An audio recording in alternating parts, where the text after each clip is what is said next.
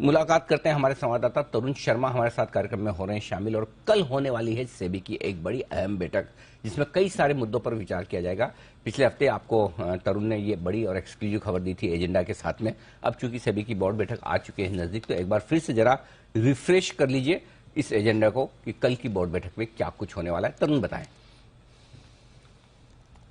बिल्कुल सर, हमने सितंबर 22 को बताया था कि सेबी की बोर्ड बैठक में क्या बड़े एजेंडा है और कल ये बोर्ड बैठक होने वाली है। इस बोर्ड बैठक में जो मेन एजेंडा है वो स्टार्टअप्स के लिए हैं, पीएसयूज के लिए हैं, कंपनीज के लिए हैं और म्यूचुअल फंड्स के लिए हैं। ये मेन इन बड़ी सेगमेंट के लिए कल बैठक के अंदर फैसले लिए जाएंगे। पीएसयूज के लिए जो टेक ओवर कोड है, उनको पीएसयू का जो एक्विजिशन है वो टेक ओवर कोड उन पर नहीं लगेगा। जो एक नियम होता है कि 60 दिन का एवरेज प्राइस आपको लेना होता है, उससे रियायत कल बोर्ड बैठक के बाद मिल सकती है, क्योंकि पीएसयूज का ये एक शिकायत थी या दीपम के थ्रू उन्होंने शिकायत की थी कि जब प्राइवेट कंपनी कोई कंपनी खरीदती है, उसका अनाउंसमेंट करती है, तब तक वो बाइंडिंग बिड साइन कर चुकी होती है। लेकिन पीएसयूज का जब एक्विजिशन होता है तो वो कैबिनेट अप्रूवल के लिए जाता है और कैबिनेट अप्रूवल के बाद जब बाजार को ये पता लग जाता है कि पीएसयू का टेक ओवर होने वाला है, तो वो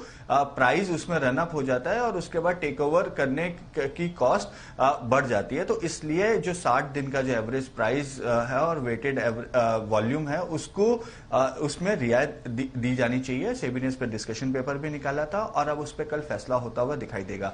दूसरा है कि जो स्टार्टअप्स हैं या जो कंपनीज हैं, वो एक प्री फाइलिंग कर सकती है डीआरएचपी की, क्योंकि आपने देखा पिछले 2 सालों में कई सारे आईपीओज आए और कई स्टार्टअप कंपनीज के भी आईपीओ आए। तो उन्होंने ये कहा कि हमारा डीआरएचपी में थोड़ा समय लगता है, तो हमारा बिजनेस मॉडल लीक हो जाता है और जिसका फायदा कंपटीटर उठाते हैं। तो इसके लिए सेबी अब एक नियम लेकर आने वाला है कि आप प्री फाइलिंग कर सकते हैं, आप अपना सभी तरीके के अप्रूवल सेबी से ले लेंगे और जब आपको एक्चुअल में जब आईपीओ लेकर आना है तो उस समय आप पब्लिक को बताएंगे कि हमने ये डीआरएचपी फाइल करेंगे और डीआरएचपी में फाइनेंशियल स्टेटमेंट अपडेटेड होगा। बाकी का जो अप्रूवल है वो पहले से ही उनके पास होगा। तो एक जो टाइम है वो एक कट डाउन होगा। ये भी जी बिजनेस की एक्सक्लूसिव खबर थी जब डिस्कशन पेपर लेकर आए थे, उससे पहले जी बिजनेस ने आपको बताया था।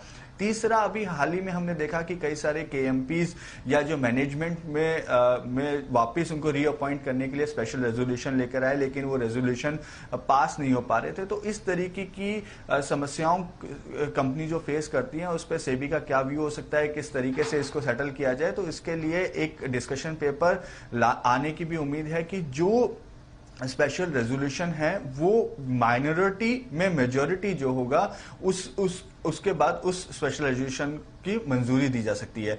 एक ये बड़ा फैसला कल हम सेबी की बोर्ड बैठक में देख सकते हैं। इसके साथ म्यूचुअल फंड के लिए इनसाइडर ट्रेडिंग नॉर्म्स बनाने की बात है, क्योंकि अभी तक जो एग्जीक्यूटिव है वो इनसाइडर ट्रेडिंग नॉर्म्स के अंदर नहीं आते हैं। हमने देखा था कि फ्रैंकलिन टेम्पल्टन के बाद ये और देखने को मिला था कि कई सारे एम्प्लॉयज हैं, एक्सिस म्यूचुअल फंड में भी हमने ये चीज देखी कि कई सारे एम्प्लॉयज हैं जो इनसाइडर ट्रेडिंग में लिप्त पाए गए थे। तो उसके लिए अब सेबी एक नए नियम बनाने की तैयारी कर रहा है। इस तरीके से कल एक भारी भरकम सेबी की बोर्ड बैठक है, क्योंकि ये बोर्ड बैठक सेबी चेयरपर्सन जो महबूबपुरी बुचे हैं उनकी दूसरी बैठक है, और लेकिन फुल फ्लेज बैठक, क्योंकि 6 महीने का कार्यकाल उनका पूरा हो गया है, तो अब फुल फ्लेज बैठक वो कर रही है।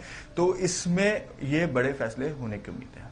ओके, तो ये है आपके लिए पूरा का पूरा एजेंडा कल की सेबी की बोर्ड बैठक में।